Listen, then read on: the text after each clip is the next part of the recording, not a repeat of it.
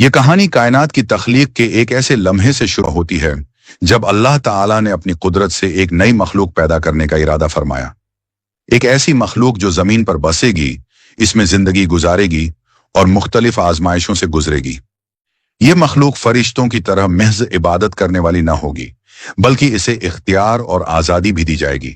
کیا آپ نے کبھی سوچا ہے کہ انسان کو زمین پر بھیجنے کی اصل وجہ کیا تھی؟ کیا یہ ایک سزا تھی یا کسی بڑی حکمت کا حصہ؟ کیوں فرشتوں نے سوال کیا کہ یہ مخلوق زمین میں فساد مچائے گی؟ ابلیس نے سجدے سے انکار کیوں کیا اور اس کے انکار کا انجام کیا ہوا؟ یہ کہانی آپ کو ایک حیرت انگیز سفر پر لے جائے گی، جہاں انسان کی ابتدا، آزمائش اور اس کے مقدر کے راز کھولے گئے۔ جب اللہ تعالیٰ نے فرشتوں کے سامنے اپنے ارادے کا اظہار کیا کہ وہ زمین میں ایک خلیفہ بنانے والا ہے، تو فرشتوں نے ادب سے عرض کیا، اے ہمارے رب، کیا تو ایسی مخلوق پیدا کرے گا جو زمین میں فساد مچائے گی اور خون بہائے گی، حالانکہ ہم تیری تسبیح و تقدیس میں لگے ہوئے ہیں؟ یہ سوال دراصل کوئی اعتراض نہ تھا، بلکہ فرشتوں کی حیرانی تھی، کیونکہ وہ تو ایسی مخلوق کے بارے میں سن رہے تھے جسے زمین پر بسایا جائے گا اور جسے اختیار دیا جائے گا۔ فرشتوں کو صرف اطاعت اور عبادت کے لیے پیدا کیا گیا تھا، مگر اب ایک ایسی مخلوق تخلیق ہونے والی تھی جو اپنے اعمال میں آزادی رکھتی ہوگی۔ اللہ تعالیٰ نے ان کی حیرانی کا ایسا جواب دیا جو قیامت تک کے لیے ایک راز کی چادر میں لپٹا ہوا ہے۔ بے شک میں وہ جانتا ہوں جو تم نہیں جانتے۔ یہ اعلان ایک نئے سفر کا آغاز تھا۔ زمین کے ذرات میں حرکت پیدا ہوئی، آسمان کے فرشتے اللہ کے حکم کا انتظار کرنے لگے، اور پھر اللہ تعالیٰ نے مٹی کو جمع کر کے اپنے دست قدرت سے ایک جسم تشکیل دیا۔ یہ کوئی عام مٹی نہ تھی، یہ دنیا کے مختلف حصوں سے لی گئی تھی، کہیں نرم، کہیں سخت، کہیں گہری سیاہ اور کہیں سفید۔ اسی لیے انسانوں کی فطرت بھی مختلف بنی، کوئی نرم دل اور شفیق تو کوئی سخت گیر اور مضبوط۔ یہ تخلیق ایک لمحے میں مکمل نہ ہوئی، بلکہ یہ ایک طویل عمل تھا۔ اللہ تعالی نے حضرت آدم علیہ السلام کو مختلف مراحل سے گزارا، یہاں تک کہ ان میں روح ڈالنے کا وقت آ گیا۔ جیسے ہی روح ان کے سر میں داخل ہوئی، حضرت آدم علیہ السلام نے چہینک ماری اور فوراً کہہ اٹھے، الحمدللہ، یعنی سب تعریفیں اللہ کے لیے ہیں۔ یہ انسان کی پہلی آواز تھی، ایک ایسی آواز جو رب کی حمد و ثنا سے شروع ہوئی۔ اللہ تعالیٰ نے جواب میں فرمایا، یعنی اللہ تجھ پر رحم فرمائے۔ یوں انسان اور اس کے رب کے درمیان پہلا کلام ہوا۔ جیسے جیسے روح ان کے جسم میں اتری، وہ متحرک ہوتے گئے۔ جب روح پاؤں تک پہنچی تو حضرت آدم علیہ السلام نے فوراً چلنے کی کوشش کی، مگر وہ گر گئے۔ اللہ تعالیٰ نے مسکرا کر فرمایا، انسان جلد باز ہے۔ اللہ تعالیٰ نے حضرت آدم علیہ السلام کو جنت میں جگہ دی۔ وہ ایک حسین ترین مقام تھا، جہاں نہ بھوک تھی، نہ پیاس، نہ کوئی تھکن، نہ کوئی خوف۔ ہر طرف خوبصورت مناظر، باغات، شیریں پانی کے چشمے اور لذیذ پھل موجود تھے، لیکن جنت میں وہ اکیلے تھے، اور یہ تنہائی زیادہ دیر قائم نہ رہی۔ اللہ تعالیٰ نے ان کی پسلی سے حوا کو پیدا کیا، اور یوں انسانیت کی تکمیل ہوئی۔ حضرت آدم علیہ السلام نے جب حضرت حوا کو دیکھا تو وہ حیرت اور خوشی سے بھر گئے۔ ان دونوں کو جنت میں مکمل آزادی دی گئی، بس ایک درخت کا پھل کھانے سے منع کیا گیا۔ یہ سب دیکھ کر آسمان کے تمام فرشتے سجدے میں گر گئے۔ اللہ تعالیٰ نے حکم دیا تھا کہ حضرت آدم علیہ السلام کو سجدہ کیا جائے، کیونکہ وہی اللہ کا چنیدہ خلیفہ تھے۔ فرشتے بغیر کسی سوال کے سجدے میں گر گئے، مگر ایک ہستی ایسی تھی جو اس حکم کے سامنے جھکنے سے انکار ہو گئی، اور وہ تھا ابلیس۔ ابلیس جو اللہ کی بارگاہ میں عزت دار مقام رکھتا تھا، اپنے غرور میں مبتلا ہو گیا۔ اس نے تکبر سے کہا، میں اس سے بہتر ہوں، تو نے مجھے آگ سے پیدا کیا اور اسے مٹی سے، میں کیوں جھکوں ایک ایسی مخلوق کے سامنے جو مجھ سے کمتر ہے؟ یہ وہ لمحہ تھا جب تکبر نے ایک عظیم بغاوت کو جنم دیا۔ اللہ تعالیٰ نے فرمایا، تو یہاں سے نکل جا، تجھ پر میری لعنت ہوگی قیامت تک۔ ابلیس کو اللہ تعالیٰ کی ناراضگی کا اندازہ تھا، مگر اس کے دل میں حسد اور انتقام کی آگ بھڑک رہی تھی۔ وہ جانتا تھا کہ اس کے پاس ایک موقع ہے، وہ اللہ کی مخلوق کو بہکانے کے لیے مہلت مانگ سکتا تھا۔ اس نے چالاکی سے کہا، اے میرے رب، مجھے قیامت کے دن تک کی مہلت دے دے تاکہ میں آدم کی اولاد کو راہ راست سے بھٹکا سکوں۔ اللہ نے فرمایا، تجھے مہلت دی گئی۔ یہ وہ مہلت تھی जिस ने अज़ल से क़यामत तक इंसान और शैतान की जंग का आगाज कर दिया। इब्लीस ने कसम खाई कि वो हजरत आदम अलैहिस्सलाम और उनकी औलाद को बहकाएगा, इन्हें राह रासत से हटाने के लिए हर मुमकिन कोशिश करेगा। वो इनके दिलों में वसवसे डालेगा, इन्हें धोखा देगा, इन्हें झूठी उम्मीदें देगा और दुनिया की मोहब्बत में मुब्तला करेगा। यहां से आजमाइश का दरवाजा खुल चुका था। हजरत आदम अलैहिस्सलाम को जन्नत में रखा गया, मगर शैतान उन्हें बहकाने के लिए ताक में बैठ गया। उसने अपना मिशन शुरू कर दिया और इंसानियत की सबसे पहली आजमाइश का आगाज हुआ। जब हजरत आदम अलैहिस्सलाम को जन्नत में जगह दी गई तो वो एक बेमिसाल सुकून और खुशहाली के आलम में थे। जन्नत, जो रब्बुल आलमीन की अता करदा सबसे हसीन जगह थी, हर किस्म की नियामतों से भरी हुई थी। यहां ना कोई दुख था, न तकलीफ, न भूख, न प्यास, न कोई रंज।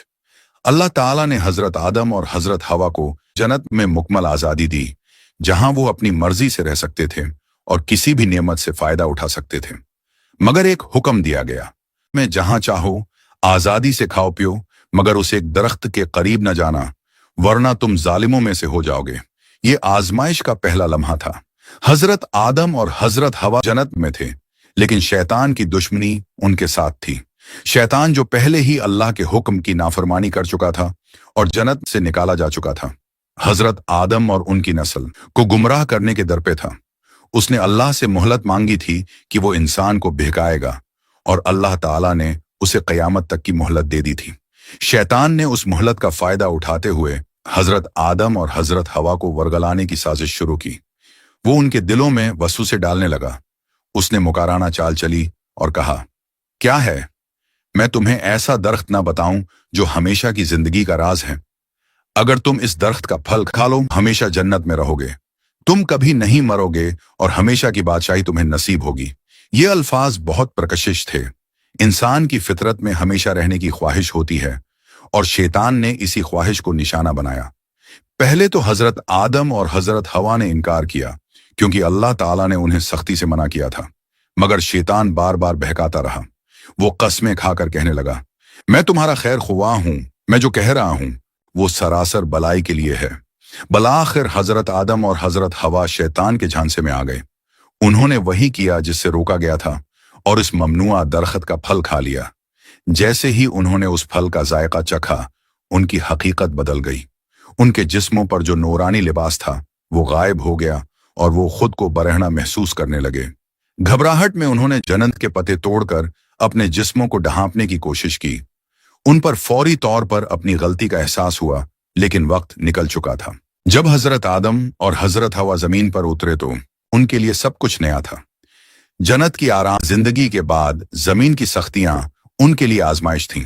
यहां खाने के लिए मेहनत करनी पड़ती, सर्दी गर्मी सहनी पड़ती, और जिंदगी की हर जरूरत के लिए जदोजहद करनी होती। लेकिन अल्लाह ने उन्हें जमीन पर रहने के तरीके सिखाए, और यूं दुनिया में इंसानी जिंदगी का आगाज हुआ। वक्त गुजरता गया और हजरत आदम अलैहिस्सलाम की औलाद बढ़ने लगी। उनके बेटों में हाबिल और काबिल का जिक्र सबसे ज्यादा किया जाता है, क्योंकि इन दोनों के दरमियान एक ऐसा वाकया पेश आया जिसने इंसान की तारीख में हमेशा के लिए एक मिसाल कायम कर दी। हाबिल नर्म दिल और नेक था, वो अल्लाह की रिजा पर राजी रहता था, जबकि काबिल जदी और हसद करने वाला था। अल्लाह के हुक्म के मुताबिक दोनों भाइयों को अल्लाह की राह में कुर्बानी देनी थी। हाबिल ने अपनी से बेहतरीन भेड़ कुर्बान की, जबकि काबिल ने खेत की बीकार फसल अल्लाह की नजर की। अल्लाह ने हाबिल की कुर्बानी कबूल कर ली और काबिल की रद्द कर दी। ये काबिल के लिए नाकाबिल बर्दाश्त था। उसके दिल में हसद की आग भड़क उठी और वो हाबिल से दुश्मनी रखने लगा। एक दिन काबिल ने गुस्से में आकर धमकी दी कि वो उसे कत्ल कर देगा। हाबिल ने नरमी से जवाब दिया कि अगर वो उस पर हाथ उठाएगा तब भी वो इसके खिलाफ कुछ नहीं करेगा, क्योंकि वो अल्लाह से डरता है। मगर काबिल पर गुस्सा और हसद गालिब आ गया। एक दिन उसने पत्थर उठाया और अपने ही भाई को मार डाला। ये इंसानी तारीख का पहला कत्ल था। जैसे ही काबिल ने अपने भाई की लाश जमीन पर देखी, उसे समझ नहीं आया कि अब क्या करे। वो हैरान और परेशान खड़ा था कि उसी वक्त अल्लाह ने एक कौवे को भेजा। काबिल ने देखा कि वो कौवा जमीन को कूदकर एक मुर्दा कौवे को दफन कर रहा है। ये देखकर उसे शदीद शर्मिंदगी महसूस हुई, मगर उसकी तौबा कबूल न हुई, क्योंकि वो अपने रास्ते पर अड़ा रहा। ये वो लम्हा था जब दुनिया में पहली बार कत्ल का आगाज हुआ। तो इंसान ने जाना कि हसद और नफरत कितने भयानक नतायज दे सकते हैं। काबिल को न सिर्फ अपने भाई की मौत का दुख सहना पड़ा, बल्कि वो क़यामत तक के कातिलों का पहला मुजरिम भी बन गया।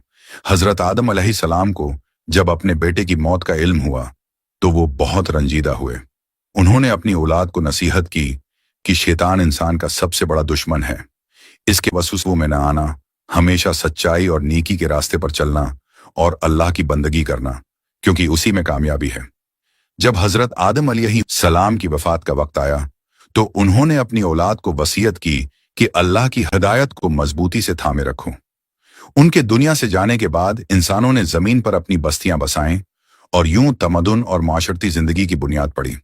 लेकिन यह भी हकीकत थी कि इंसानों में नेकी और बद्दी की जंग हमेशा के लिए शुरू हो चुकी थी, जो क़यामत तक जारी रहेगी।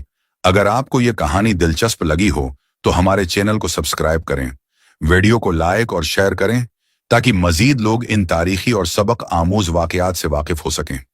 अगली किस्त में हम आपको हजरत शीस अलैहिस्सलाम के हालात व वाकयात के बारे में बताएंगे, जो हजरत आदम अलैहिस्सलाम के बाद अल्लाह के बरगजीदा नबी बने थे। इंतजार करें हमारी अगली वीडियो का।